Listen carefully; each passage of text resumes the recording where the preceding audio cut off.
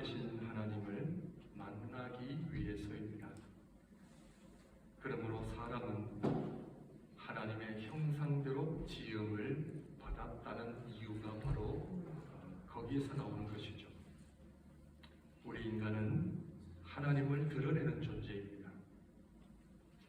1절 말씀을 보시면 우시야 왕이 죽던 해에, 우리 집사님 한번 1절 띄워주실 수 있으십니까? 네. 우시야 왕이 죽던 해에 내가 본즉 주께서 높이 들린 보좌에 앉으셨는데 그의 옷자락은 성전에 가득하였고.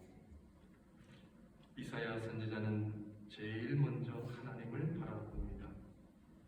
하나님께서 우리 눈을 만드신 이유는 하나님을 바라보기 위해서 눈을 만드셨습니다. 그러므로 우리 눈이 제일 먼저 해야 하는 일은 하나님을 바라봐야 합니다. 오늘 예배 나오셔서 제일 누구를 보셨습니까?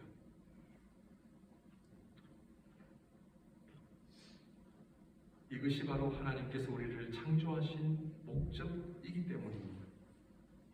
그리고 하나님을 바라볼 때 그는 천사들의 찬양 소리를 들었습니다. 하나님께서 저와 여러분들의 귀를 만드신 이유는 바로 하나님을 찬양하는 소리를 듣기 위해서입니다. 지난 한 주간 동안 어떤 소리를 많이 들으셨습니까? 우리 인간은 언제 타락을 하느냐? 우리의 눈과 귀가 하나님을 향하지 않을 때입니다. 우리는 아담과 하와처럼 하나님 계신 선악과를 바라보고 하나님 말씀 대신 뱀의 소리를 듣게 되면 죄를 범하게 됩니다. 눈과 귀가 하나님으로부터 멀어지면 우리의 입술은 이사야 선지자가 고백한 것처럼 부정한 것이 될 수밖에 없습니다. 입술의 부정함은 내가 하나님 앞에 몇 마디 잘못해서 실언해서 하는 고백이 아닙니다. 입술의 부정함은 내 자신 전부가 다 하나님 앞에 죄로 덮인 존재임을 고백하는 것입니다. 누가 이런 고백을 할 수 있습니까? 하나님을 경험한 사람들입니다. 그렇지 않으면 내 눈, 내 귀, 내 입술이 부정한지 아닌지를 모르고 살아갈 뿐입니다. 이사야는 더 나아가 자신의 입술의 부정함으로 인해 죽게 되었다고 고백을 합니다. 5절 말씀을 보시면 그때에 내가 말하면서 화로다 나여 망하게 되었도다. 나는 입술이 부정한 사람이요 나는 입술이 부정한 백성 중에 거종하면서 만군의 여호와이신 왕을 배웠음이로다 하였다. 좀 전에 말씀드린 것처럼 이 고백은 자신이 하나님 앞에 몇 가지 실수나 잘못을 인정하는 정도가 아니라 자신은 하나님 앞에 죄로 인해 죽을 수밖에 없는 죄인임을 고백하는 것입니다. 신앙생활은 믿음의 세계는 역설입니다. 살아계신 하나님을 경험하는 자는 죽음을 경험합니다. 살아계신 하나님을 경험하지 못하면 나는 살아있다라고 착각할 뿐입니다. 그러므로 살아계신 하나님을 경험할 때 우리는 사망을 경험합니다. 그러나 그것이 끝이 아니죠. 사망 뒤에는 생명이 옵니다. 이게 진짜 생명입니다. 살아계신 하나님을 경험하시고 만나시기를 바랍니다. 사순절을 맞이하여 우리는 주님의 고난과 죽으심, 결국에는 부활절이라는 그 영광스러운 열매를 향해 가고 있습니다. 주님께서 이 땅에 우리를 위해 오신 것은 죽고 사는 문제 때문에 오신 것입니다. 우리에게 떡을 나눠주시고 물질을 나눠주시고 건강을 주시기 위해서 오신 것은 아닙니다. 물론 주십니다. 그러나 우리 주님께서 이 땅에 오신 궁극적인 목적은 바로 죽고 사는 문제입니다. 하나님 앞에 우리가 죄로 죽게 되었으니 문제를 해결하실 수 있습니다. 하나님 외에는 없습니다. 하나님께서만이 우리를 살리시고 생명을 주실 수가 있기 때문입니다. 이사야 선지자가 고백한 이 난처함, 인간의 비극적인 모습, 나는 하나님 앞에 망하였도다, 나는 죽은 목숨이다. 지난주 유 목사님께서 말씀하신 것처럼 우리가 하나님의 영광에 이르지 못하는 자리에 있다는 이 처절함, 이것은 육신의 죽음을 의미하는 정도가 아니라 하나님과 떨어진 상태, 여기에는 그 어떤 소망도 희망도 아무것도 없는 이 절박한 자리, 그래서 사망이 나를 삼키는 그런 인간의 말로 표현할 수 없는 안타까운 현실. 이사야 선지자만 이런 고백을 했느냐? 아니죠. 하나님을 경험한 모든 사람들이 이런 반응을 보였습니다. 바울 사도도 로마서 7장 24절에 오호라 나는 권고한 사람이로다, 이 사망의 몸에서 누가 나를 건져내랴. 그러나 이때 성전에서 하나님을 섬기는 천사 중 하나가 불이 붙은 한 숯을 들고 와 이사야 선지자의 입에 댑니다. 그리고는 너의 죄가 사함을 얻었다라고 선포합니다. 7절, 오늘 본문 7절 말씀을 보게 되면 그것을 내 입술에 대며 이르되 보라 이것이 내 입에 닿았으니 내 악이 제하여 졌고 내 죄가 사하여 졌느니라 하더라. 이사야 선지자가 자기 기분에 나는 죄인입니다 하는 인사치레가 아닙니다. 나는 하나님 앞에 부족합니다 형식적으로 하는 것이 아닙니다. 지금까지 부모님으로부터 옆에 함께 신앙생활하는 성도님들로부터 들었기 때문에 저렇게 표현을 하나보다 해서 하는 것이 아닙니다. 이사야 하나님 앞에 자신의 부정함을 고백한 것은 자기 자신 안에 분명한 악과 죄가 있었음을 알기 때문에 했던 고백이었습니다. 그러므로 이에 대한 하나님의 용서도 분명한 것이었습니다. 왜냐하면 천사가 이 악이 너의 죄가 사하여졌느니라 확실한 용서였습니다. 내가 죄인임을 확실히 알아야 용서의 은혜도 확실하게 다가온다는 것을 알고 계십니까? 그러므로 이사야가 살아계신 하나님을 만날 때 두 가지를 경험했습니다. 사망과 생명입니다. 이 사망은 자신의 악과 죄로 인한 사망, 이 사망은 자신이 하나님의 영광에 이르지 못하는 인간이 어찌할 수 없는 한계와 부족함, 도저히 우리 힘으로 갈 수 없는 하나님이 계시는 그 보좌 앞, 우리의 노력과 율법으로는 하나님을 기쁘시게 해드릴 수 없는 연약함, 그래서 이런 인간의 위치 자체가 곧 사망인 것입니다. 그래서 하나님의 전적인 은혜가 아니고서는 이 사망의 자리에서 벗어날 수 없는 것입니다. 그러나 사망한 이사야를 하나님께서 전적인 은혜로 살려주십니다. 사망의 골이 깊으면 깊을수록 우리를 살리시는 하나님의 은혜도 이루 말할 수 없을 정도로 큰 크심을 고백하며 있습니다. 그래서 죄가 있는 곳에 은혜가 넘친다는 고백을 한 것입니다. 오늘 읽은 본문 말씀 요한복음 복음서를 보게 되면 우리가 잘 아는 것처럼 예수님을 따라다녔던 베드로가 예수님을 부인하는 장면이 나옵니다. 요한복음 18장 25절, 27절 우리 한번 보실까요? 앞에 스크린에 띄어져 있습니다. 시몬 베드로가 서서 불을 쬐더니 사람들이 묻되 너도 그 제자 중 하나가 아니냐? 베드로가 부인하여 이르되 나는 아니라 하니 대제사장의 종 하나는 베드로에게 귀를 잘린 사람의 친척이라 이르되 네가 그 사람과 함께 동산에 있는 것을 내가 보지 아니하였느냐? 이에 베드로가 또 부인하니 곧 닭이 울더라. 베드로가 예수님을 부인하는 말씀입니다. 나는 그분을 모른다고 했습니다. 다른 복음서에서도 그것도 3번씩이나 주님을 모른다며 부인을 했죠. 베드로는 누구를 부인했습니까? 살아계신 하나님을 부인한 것입니다.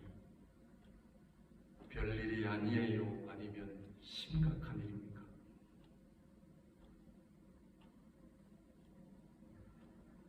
하나님을 부인하는 것은 심각한 일입니다. 그러나 베드로일 뿐일까요? 우리의 삶 속에서 정말 하나님을 인정하고 살아야 되는데 하나님 없는 것처럼 부인하며 사는 저와 여러분들은 아닌가요? 이사야 선지자가 고백했던 입술의 부정함이 바로 베드로가 주님을 부인한 것과 관련이 있다고 우리는 보아야 합니다. 그래서 입술의 부정함이 왜 그렇게 심각한가? 왜냐하면 입술을 통해 주님을 부인할 수도 있고 입술을 통해 우리의 구원도 오기 때문입니다. 입으로 시인하는 자, 입으로 하나님을 고백하는 자, 구원이 옵니다. 믿으십니까? 네. 우리는 매일매일 살아가면서 주님을 인정하는 삶을 살고 계십니까? 아니면 내 자신도 모르게 나는 그분을 잘 모르나? 그러면 베드로만 주님을 모른다고 부인했느냐? 다른 제자들은 어떻게 했습니까? 다른 제자들은 예수님 십자가에 지실 때 예수님을 버리고 다 도망갔습니다.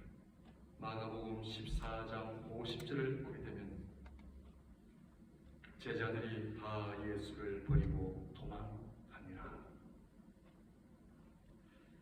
예수님을 부인한 베드로의 죄가 더 큽니까? 아니면 도망을 간 제자들이 죄가 더 큽니까? 요즘 젊은이들의 표현에 의하면 도찐 개찐입니다.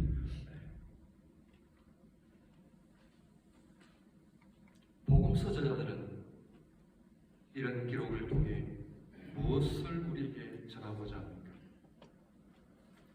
그것은 바로 살아계신 하나님 앞에 나와야 할 우리가 그 하나님을 바라보고 귀로는 하나님을 찬양하는 천사들의 소리를 들어야 할 우리가 하나님을 부인하고 다 도망을 가버린 존재.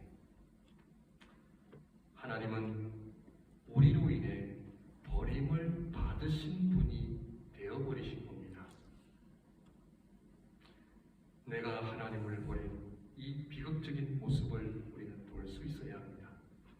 예수님, 그러나 저는 부인 안 하거든요. 도망 안 가거든요. 그렇게 생각하십니까? 우리가 잘 아는 사도 바울의 경우를 보면 그가 다메섹으로 가던 도중에 하늘에서 빛이 나타나 하나님 앞에 엎드리는 장면이 나옵니다. 이때 바울은 회개하는 자리에까지 가게 됩니다. 하늘에서 빛이 나타나면서 주님의 음성이 그에게 들렸습니다. 사도행전 9장 4절 말씀을 보게 되면 땅에 엎드러져 들음에 소리가 있어 이르시되 사울아 사울아 네가 어찌하여 나를 박해하느냐 하시거늘.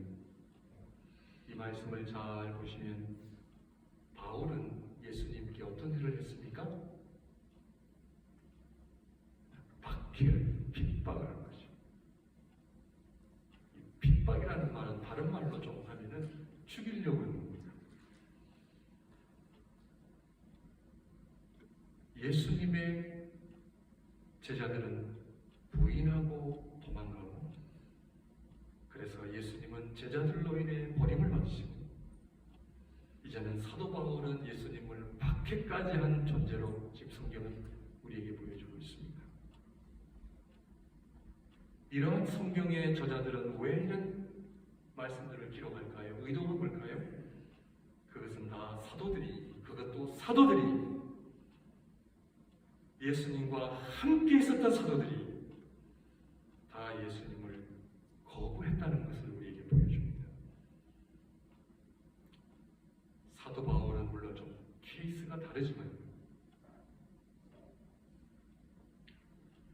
사도행전 2장 22절 23절을 좀 함께 볼까요? 이스라엘 사람들아, 이 말을 들으라.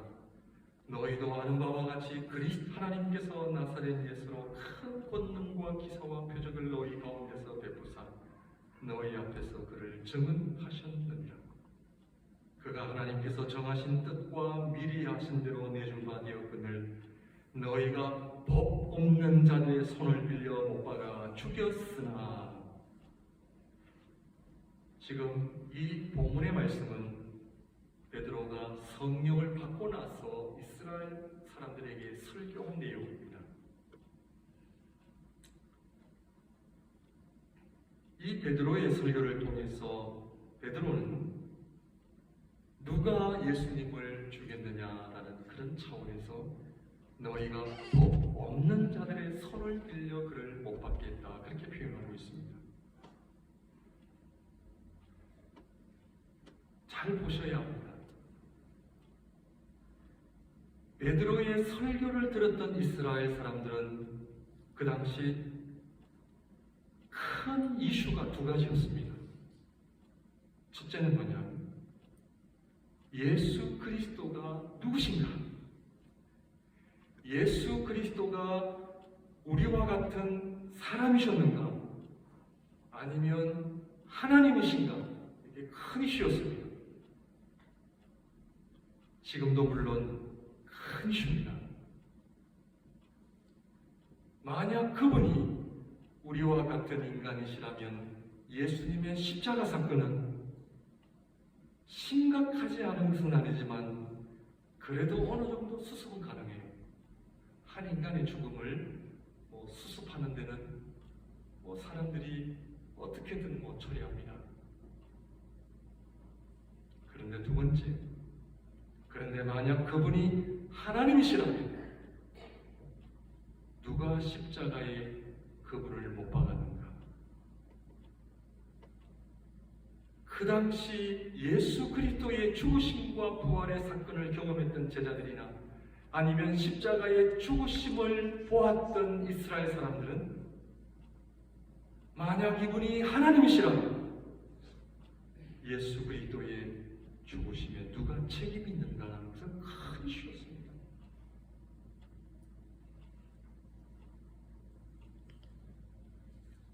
누구 책임입니까? 저 나쁜 빌라도입니까?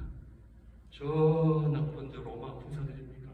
아니면 길을 뒤에서 다 음모하고 그 예수님의 십자가의 죽으심을 계획했던 유대교 종교 지도자들입니까? 누굽니까? 베드로는 설교를 통해 예수님의 죽으심이 누구 때문인지를 말하고 있습니다. 이 설교를 들은 사람들은 얼마나 긴장했겠습니까? 누구 책임이지? 누가 죽였지 그분을? 누가 하나님이신 그분을 죽였지? 누구야? 예수님을 하나님으로 인정하자니 십자가 사건이 걸리고 그분을 하나님으로 인정을 안 하자니 양심의 가책이 걸리는 거죠. 베드로는 설교 시작 부분에서 자신의 설교가 이스라엘 사람들이라고 언급을 하면서 예수 그리스도의 죽으심에 대한 책임은 법 없는 자들이라고 먼저 말하고 있습니다. 너희 이스라엘 사람들아, 법 없는 자들에게 넘겨주어서 하나님이신 그분이 죽으셨다는 이야기죠. 여기서 말하는 법 없는 자들은 예수님을 죽이고자 했던 그 당시 유대교 지도자들입니까? 그런 아이들에게는 죽일 권한이 없었기에 로마 사람들의 손을 빌린 것이었죠. 그래서 우리가 잘 아는 것처럼 빌라도와 로마 군인들이었습니다. 빌라도는 예수님의 십자가라는 볼을 내리는 데 있어서 상당히 주저했던 걸로 우리는 잘 알고 있습니다. 베드로는 설교를 통해 법 없는 자들의 손을 빌려 그들은 로마 군인들일 수 있고 유대 종교 지도자들일 수 있습니다. 그러면 정말 누가 예수님을 죽였습니까? 그러면 예수님을 십자가에 못 박으라고 외쳤던 일반 군중들에게는 책임이 없습니까?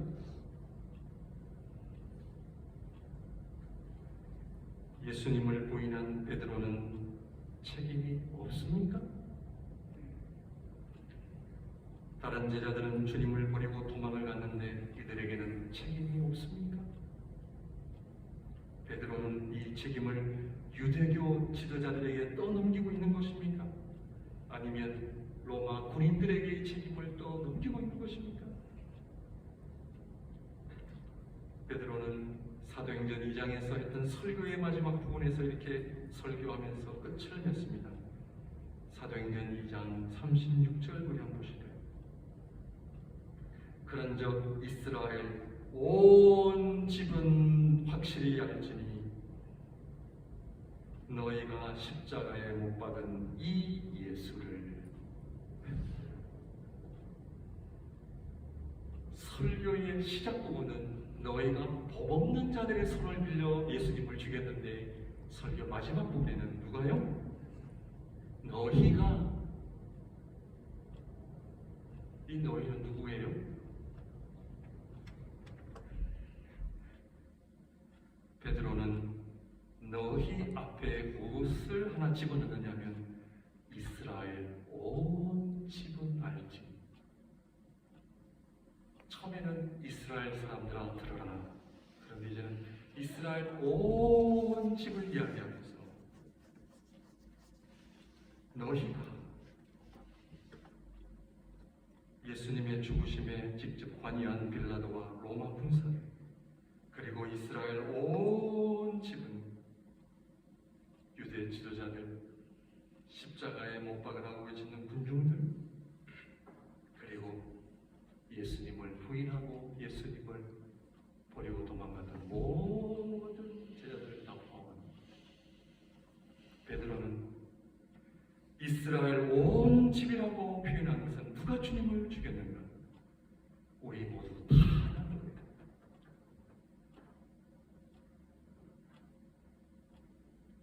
베드로는 예수님의 죽으심에 자신도 동참했을 만하고 이것이 바로 모든 인간이 하나님의 영광에 이르지 못했다라고 하는 인간의 처절한 현실이라는 것을 알고 계십니다. 베드로가 주님을 부인하고 제자들은 주님을 버리고 도망을 가고 사울아 사울아 네가 왜 나를 왜 박해하느냐 주님을 박해했다는 것은 우리도 너희들처럼 우리 손으로 그 하나님이신 그분을 죽였다는 것. 우리가 하나님의 영광에 이르지 못했다는 의미는 우리 모두가 하나님을 죽인 장본인들이라는 것. 이것이 복음서 저자들이 베드로의 주님을 부인하는 사건과 제자들이 주님을 버리고 도망을 간 사건과 바울이 주님을 박해한 사건을 똑같이 비슷하게 기록한 것은 바로 이 목적 때문에 그래요. 그것은 우리 손으로 그분을 죽였다. 그분은 우리의 희생자가 되셨다. 그 어떤 소망도 희망도 우리에게는 없습니다. 그래서 이사야 선지자는 고백하니 절규를 피고 나는 하나님 앞에 망한 존재입니다. 내 손으로 그분을 죽였기 때문에 그렇습니다.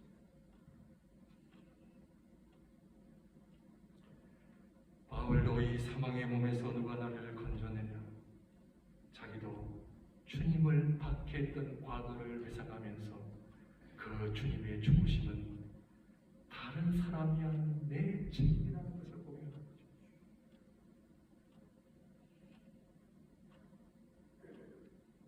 하나님을 우리 손으로 죽인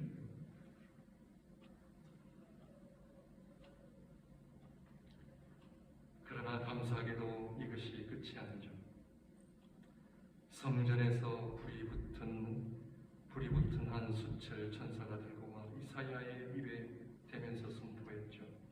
너의 죄가 사함을 얻었느니라. 이 사죄의 은총보다 더 큰 은혜가 어디에 있겠습니까? 하나님을 죽인 장본인을 하나님 용서하셨다. 예수님을 부인하고 버리고 도망을 간 제자들, 우리 주님께서도 찾아오셨습니다. 요한복음 21장 1장 6절 10절을 보게 됩니다. 우리 한번 볼까요? 이르시되 그물을 배 오른편에 던지라, 그리하면 잡으리라 하시니 이에 던졌더니 물고기가 많아 그물을 들 수 없더라. 예수께서 사랑하시는 그 제자가 베드로에게 이르되 주님이시라 하니 시몬 베드로가 벗고 있다가 주님이라는 말을 듣고 겉옷을 두른 뒤에 바다로 뛰어내리더라. 다른 제자들은 육지에서 거리가 불과 한 50칸전 되므로 작은 배를 타고 물고기 든 그물을 끌고 와서 육지에 올라보니 뭐가 있어요? 숯불이 있는데, 이 숯불은 이사야 6장에서 이사야 선지자가 경험한 숯불하고 같은 단어입니다. 숯불이 있는데 그 위에 생선이 놓였고 떡도 있더라. 예수께서 이르시되 지금 잡은 생선을 좀 가져오라 하시니 우리 예수님께서는 제자들을 위하여 불이 있는 숯을 준비하시니 이 숯불은 나로 망하게 되었도다 한 이사야 선지자에게 사죄의 은총을 가져오시는 하나님의 전적인 은혜의 행위예요. 요한복음 21장도 예수님을 부인하고 버리고 도망을 간 제자들에게 예수님께서 숯불을 피우신 것은 바로 너희 죄가 사함을 얻었느니라. 예수님께서 친 하나님이신 그분, 하나님의 성전의 예배를 받으시는 그분이 천사들을 보내 불이 붙은 숯불을 주신 그 하나님이 동일하게 제자들에게 그 숯불을 준비하시면서 너희 죄가 사함을 얻었느니라. 오늘 본문 말씀처럼 베드로에게 네가 나를 사랑하느냐 3번을 물으신 것은 3번씩 부인한 베드로의 그 죄를 3번 다 용서하시는 방법으로 우리 주님께서 하신 겁니다. 그런데 이 숯불이 21장에만 있는 것이 아니라 베드로가 예수님을 부인할 때에 동일하게 등장합니다. 요한복음 18장 15절에서 18절 말씀을 보게 되면 시몬 베드로와 또 다른 제자 한 사람이 예수를 따르니 이 제자는 대제사장과 많은 사람이라. 예수와 함께 대제사장의 집들에 들어가고 베드로는 문 밖에 서 있는지라. 대제사장을 아는 그 다른 제자가 나가서 문 지키는 여자에게 말하여 베드로를 데리고 들어오니 문 지키는 여종이 베드로에게 말하되 너도 이 사람의 제자 중 하나가 아니냐 하니 그가 말하되 나는 아니라 하고 그때의 추운고로 종과 아래 사람들이 불을 피우고 서서 쬐니 베드로도 함께 서서 쬐더라. 25절 시몬 베드로가 서서 불을 쬐더니 사람들이 묻되 너도 그 제자 중 하나가 아니냐. 베드로가 부인하여 이르되 나는 아니라 하니 이 불은 인간이 하나님을 떠난 부인한 자입니다. 이사야 선지자가 나는 입술이 부정한 자라 고백하면서 하나님 앞에 망하게 되었도다. 우리 모두는 하나님을 부인하는 입술을 지닌 자들이라는 이런 하나님을 부인했던 그 자리. 이 입술로 우리는 주님을 십자가에 못 박으라고 외쳤던 입술, 당신이 진짜 하나님이시면 십자가에서 뛰어내려 보시라고 했던 조롱했던 그 입술. 그러나 예수님께서 그 불을 직접 다시 가져오심으로 우리에게 사죄의 은총을 베푸시는 생명의 자리이기도 합니다. 하나님을 부인하고 떠난 사망의 자리, 하나님의 영광에 이르지 못함으로 우리는 사망의 자리로 갈 수밖에 없는 비참한 자리. 그러나 동시에 우리를 하나님의 전적인 은혜의 사죄의 은총으로 우리를 다시 살리시는 후원의 은총의 자리, 사망이 있는 곳에 하나님의 생명이 일어납니다. 우리 손으로 주님을 죽음의 자리로 가게 한 죄가 있는 것, 그러나 동시에 숯불을 가져와 그 죄를 사해 주시는 하나님의 놀라운 은총의 자리. 이번 사순절을 통해서 우리가 하나님 앞에 어떠한 존재인지를 돌아보시고, 또한 동시에 우리를 위한 하나님의 놀라운 구원의 은총, 사죄의 은혜를 경험하시기를 주님의 이름으로